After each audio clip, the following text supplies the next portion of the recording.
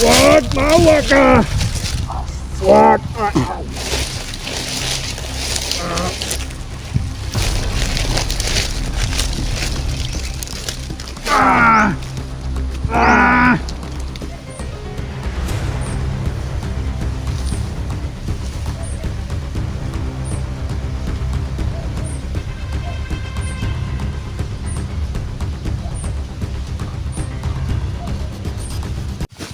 Ayan mga idol, mapagpalang umaga sa inyong lahat. So ayan, kaninang mga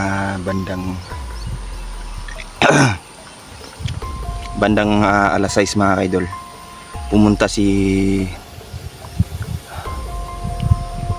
Mang Pedro doon sa bahay. Sabi niya, ito daw mga kalabaw niya dito, itong baka niya dito, nanakawin daw ng grupo ni Jason Junior Mauti, no? So may plano silang ibenta tong mga baka ni Mang Pedro.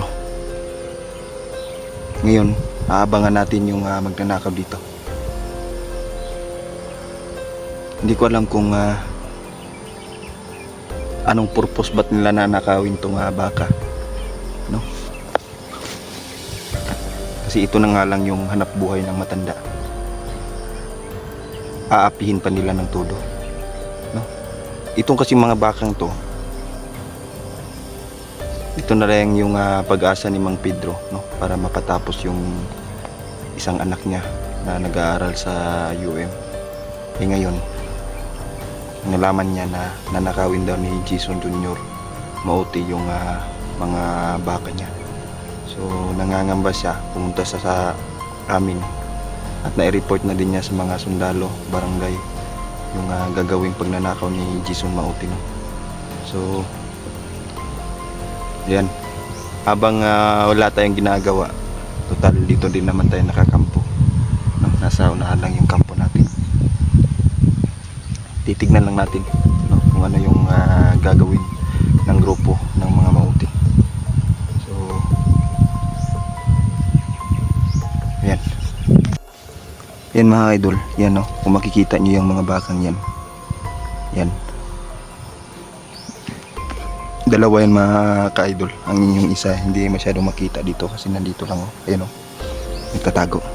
So itong mga bakang to, importante ito kay Mang Pedro, no? So yan, abangan natin kung sinong magnanakaw ng baka ni Mang Pedro. Kasi kawawa talaga yung matanda mga ka-idol, no? Grabe sa gabal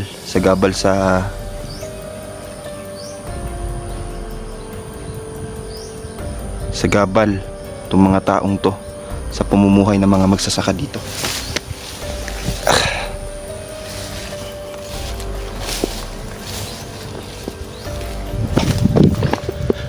So dito tayo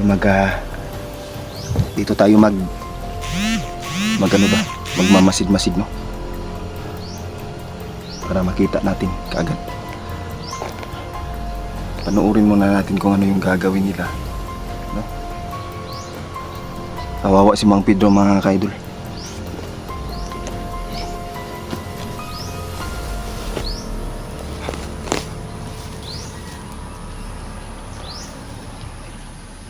You know?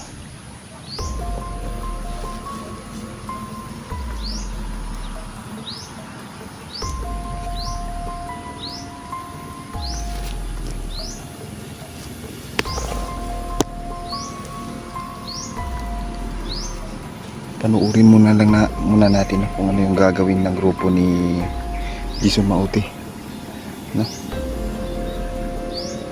Kasi itong mga taong to mga ka-idol, halang ang kaluluwa ng mga taong to.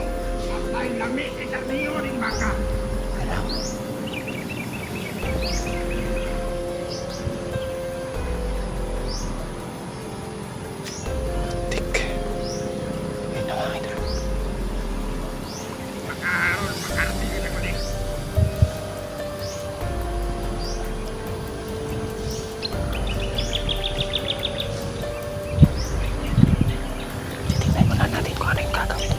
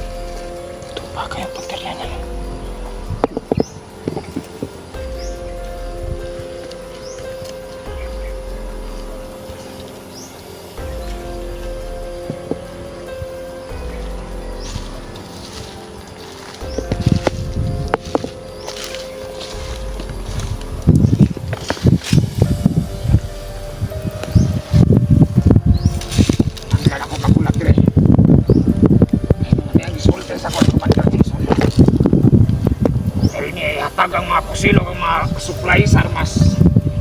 Supply sa mga pagkaon. Nangla na makita anak ko karon si Commander Jason. Asa na ka siya?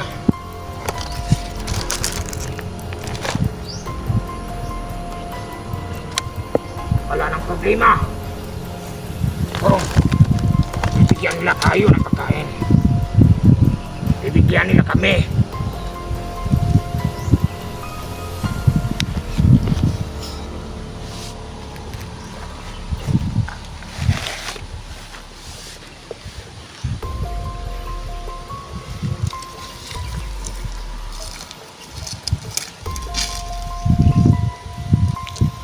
Tago ka pala dyan.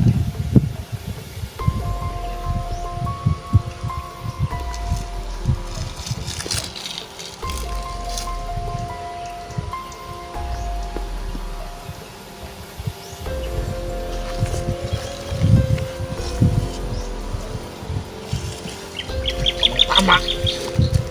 May baka dito. Kainin namin to.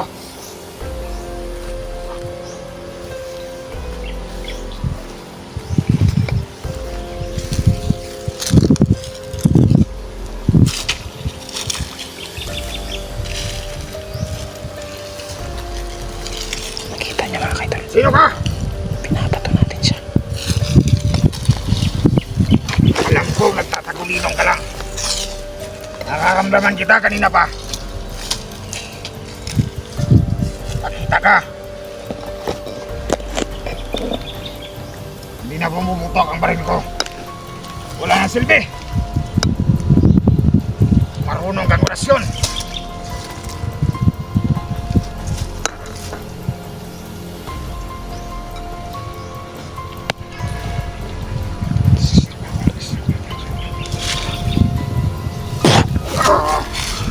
Ay, kahi ka din eh. Ka. Sumpain. Sumpay. Sumpain ang orasyon. Sumpain. Sumpain. Oh. Wag! Tawa ka! Maawa.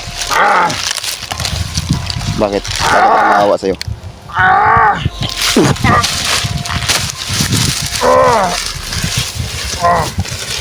Awa ha? Hindi nga kayo naawa ni Mang Pedro. Wag! Maawa ka! Wag!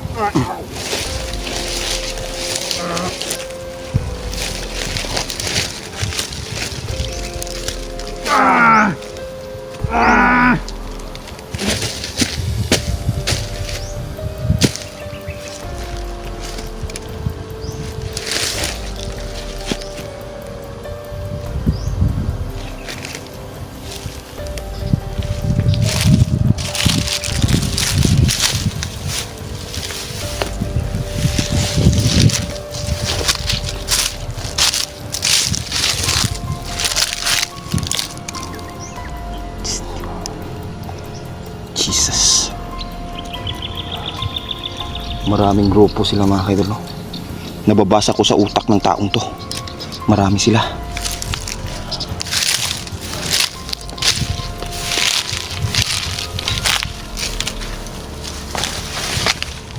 Hindi basta-basta. Kakalaban natin yan. Kailangan natin na matinding pag-iingat mga kaidol. No?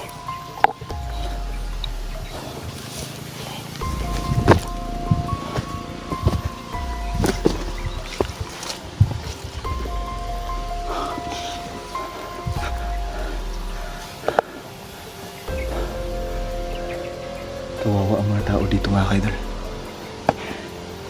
Inaapi sila ng mga taong walang hiya. No?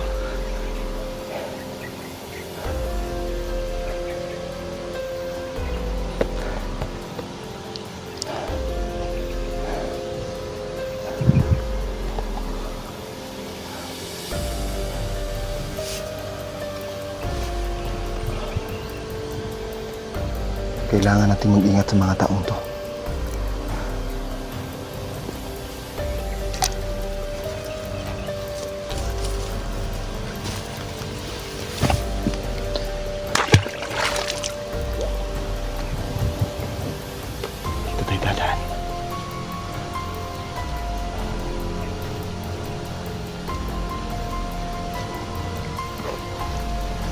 isusurprise natin itong mga animal na to.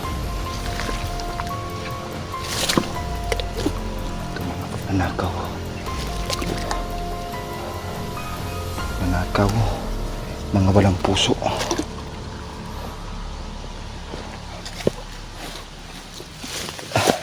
Hindi na naawa sa mga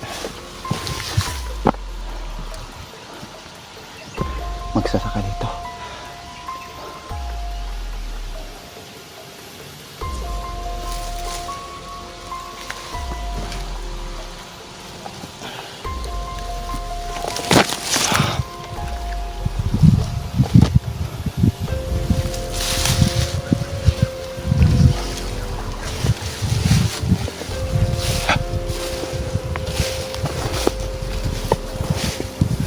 Sila naawa mga idol.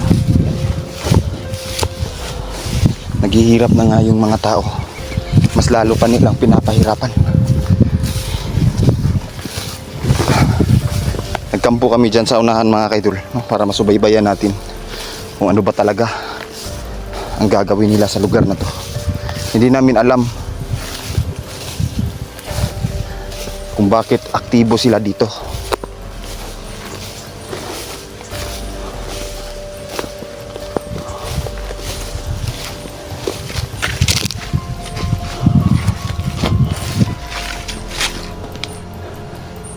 Yan o.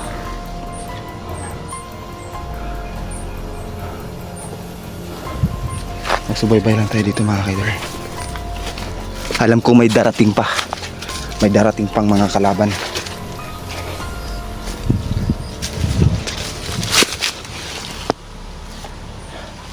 Kailangan lang natin mag-ingat. Dito na kami nagkampo mga kaidol kasi alam namin na marami talaga ang grupong mauti dito, no? Napagdesisyon na namin tatlo na i-clear namin ang lugar na to kasi marami ng mga magsasakaan na mga naaapektuhan. Yung mga estudyante nila hindi na makapag-aral dahil sa takot, no? Ganito kawalang awa ang mga taong to. Ganito sila desperado ba, no?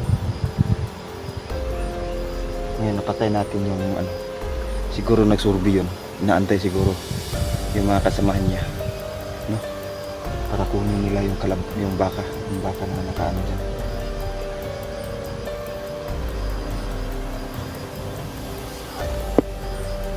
May tao sa unahan, no? Aabangan na tayo, no? Si Inday mga kaidol, inaabangan din niya ang grupong mauti, no? Nandyan lang sila sa unahan.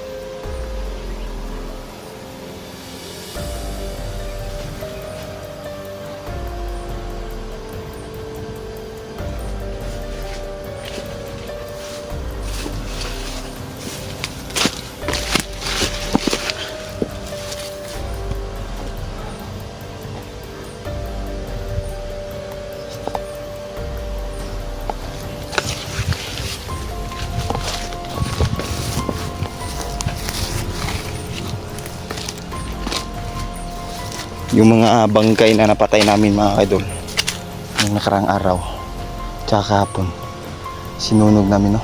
Dito sa tabing ilog. Umulan kagabi na malakas. Nagbaha kagabi.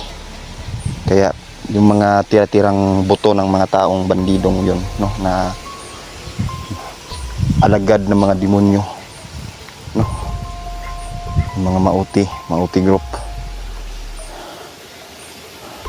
Kasi may mga bandido pa din mga kaidol, no, na pumupunta dito. Konektado sila lahat.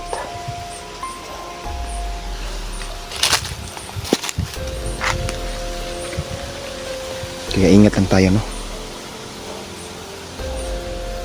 Doble yung pag-iingat natin ngayon mga kaidol, lalong lalo na malakas ang mga kapangyarihan ng mga to. Hindi basta-basta ang mga to mga kaidol.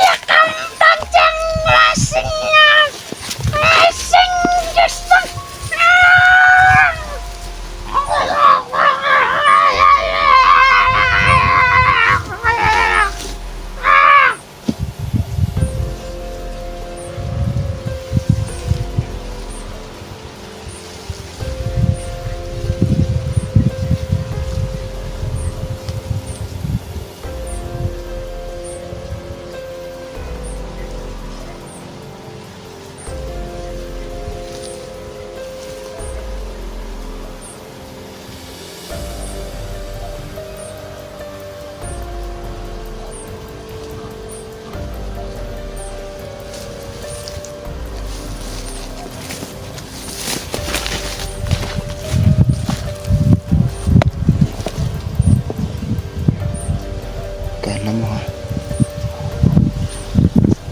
ano, makikita nyo naman ito yung daanan nila mga kaidol. Diyan banda yung pwesto namin nasa ibabaw, hindi nila agad makikita yung mga kaidol kasi yung pwesto namin nilagyan ng orasyon at nasa liblib na lugar. Abangan lang natin sila dito mga kaidol. Mag-aabang tayo dito.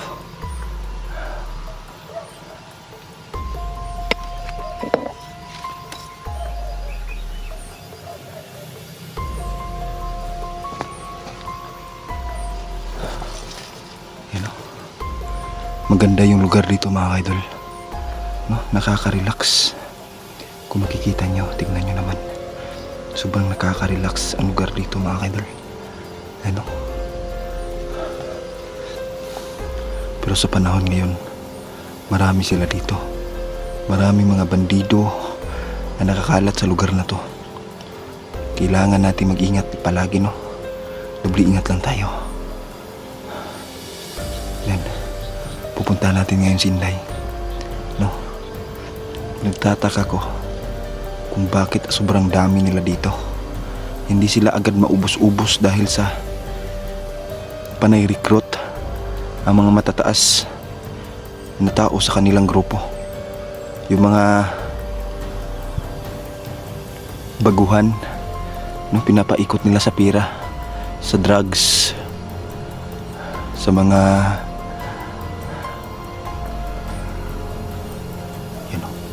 parang may aswang.